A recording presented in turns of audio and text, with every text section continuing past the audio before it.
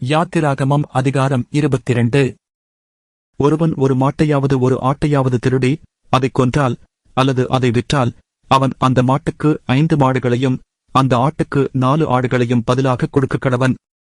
திருடன் கண்ணமிடுகையில் கண்டுபிடிக்கப்பட்டு அடிக்கப்பட்டுச் செத்தால் அவன் நிமித்தம் இரத்தப்பழி சுமராது. சூரியன் அவன் மேல் உதித்திருந்ததானால் அவன் நிமித்தம் இரத்தப்பழி சுமரும். திருடன் பதில் கொடுத்து தீர்க்க வேண்டும். அவன் கையில் ஒன்றும் இல்லாதிருந்தால் தான் செய்த களவுக்காக விலைப்படக்கடவன். அவன் திருடின மாடாவது கழுதையாவது ஆடாவது உயிருடனே அவன் கையில் கண்டுபிடிக்கப்பட்டால் இரட்டிப்பாய் அவன் கொடுக்க வேண்டும்.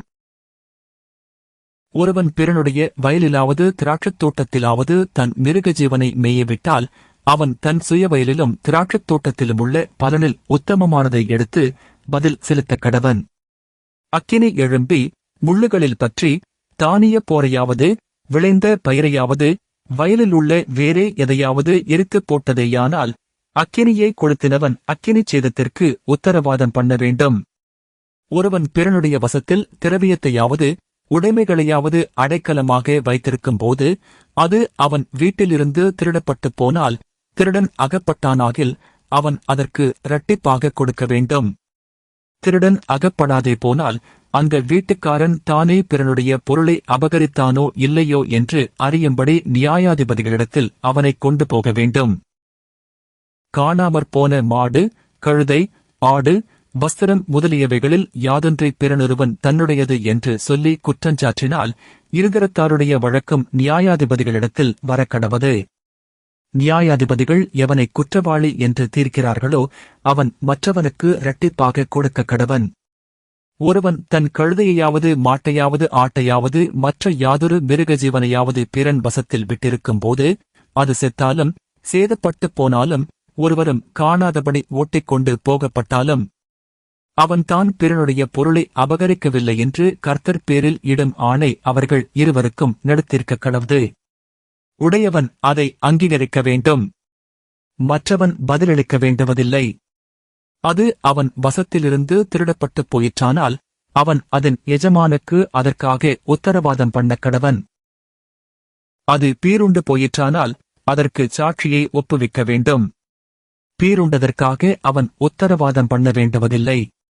ஒருவன் பிறனிடத்தில் எதையாகிலும் இரவலாக வாங்கினதுண்டானால் அதற்கு உடையவன் கூட இராதபோது அது சேதப்பட்டாலும் செத்துப்போனாலும் அவன் அதற்கு உத்தரவாதம் பண்ண வேண்டும். அதற்கு உடையவன் கூட இருந்தானாகில் அவன் உத்தரவாதம் பண்ண வேண்டுவதில்லை. அது வாடகைக்கு வாங்கப்பட்டிருந்தால் அது அவன் வாடகைக்கு வந்த சேதம். நியமிக்கப்படாத ஒரு கன்னிகையை ஒருவன் மோசம் போக்கி அவளோடே சயனித்தால் அவன் அவளுக்காக பரிசம் கொடுத்து அவளை விவாகம் பண்ண கடவன். அவள் தகப்பன் அவளை அவனுக்கு கொடுக்க மாட்டேன் என்றானாகில் கன்னிகைகளுக்காக கொடுக்கப்படும் பரிசு முறைமையின்படி அவன் பணத்தை நிறுத்துக் கொடுக்க வேண்டும். சூனியக்காரியை உயிரோடே வைக்க வேண்டாம். மிருகத்தோடே புலர்கிறவன் எவனும் கொல்லப்பட வேண்டும். கர்த்தர் ஒருவருக்கே ஒழிய வேறே தேவர்களுக்கு பலியிடுகிறவன் சங்கரிக்கப்பட கடவன். அந்நியனைச் சிறுமைப்படுத்தாமலும் ஒடுக்காமலும் இருப்பீர்களாக. நீங்களும் எகிப்து தேசத்தில் அந்நியர்களாயிருந்தீர்களே. விதவையையும் திக்கற்ற பிள்ளையையும் ஒடுக்காமல் இருப்பீர்களாக. அவர்களை எவ்வளவாகிலும் ஒடுக்கும்போது அவர்கள் என்னை நோக்கி முறையிட்டால் அவர்கள் முறையிடுதலை நான் நிச்சயமாய் கேட்டு கோபமுண்டவராகி உங்களை பட்டயத்தினால் கொலை செய்வேன். உங்கள் மனைவிகள் விதவைகளும் உங்கள் பிள்ளைகள் திக்கற்ற பிள்ளைகளும் ஆவார்கள்.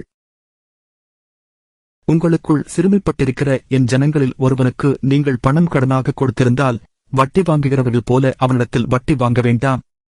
பிறனுடைய வஸ்திரத்தை ஈடாக வாங்கினால் பொழுது போகும் முன்னமே அதை அவனுக்கு திரும்பக் கொடுத்து விடுவாயாக. அவன் போர்வை அதுதானே, அதுவே அவன் தன் உடம்பை மூடிக்கொள்ளுகிற வஸ்திரம். வேறு எதனாலே போர்த்து படுத்துக் கொள்ளுவான்? அவன் என்னை நோக்கி முறையிடும்போது நான் அவனுக்குச் செவி கொடுப்பேன். நான் இரக்கமுள்ளவராயிருக்கிறேன். நியாயாதிபதிகளை தூஷியாமலும் உன் ஜனத்தின் அதிபதியைச் சபியாமலும் இருப்பாயாக. முதல் பழுக்கும் உன் பழத்தையும் வடியும் உன் ரசத்தையும் காணிக்கையாகச் செலுத்த தாமதிக்க வேண்டாம். உன் குமாரரில் முதற்பேரானவனை எனக்குக் கொடுப்பாயாக. உன் மாடுகளிலும் உன் ஆடுகளிலும் அப்படியே செய்வாயாக. குட்டியானது 7 நாள் தன் தாயோடே இருக்கட்டும். 8ஆம் நாளிலே அதை எனக்கு செலுத்துவாயாக. நீங்கள் எனக்கு பரிசுத்த மனுஷராயிருக்க கடவீர்கள். வெளியிலே பீருண்ட மாம்சத்தை புசியாமல் அதை நாய்களுக்கு போட்டுவிடுங்கள்.